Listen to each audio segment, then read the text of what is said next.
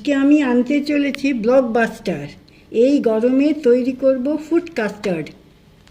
বন্ধুরা কেমন আছো সবাই?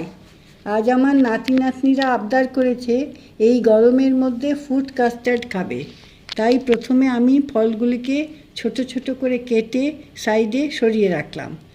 তারপর কিছুটা কাস্টার্ড পাউডার নিয়ে তার মধ্যে অল্প দুধ মিশিয়ে একটি পেস্ট বানিয়ে রাখবো। গ্যাসে কড়াইতে দুধ ফুটিয়ে ওর মধ্যে চিনি আর কাস্টার্ড মিশিয়ে নেব।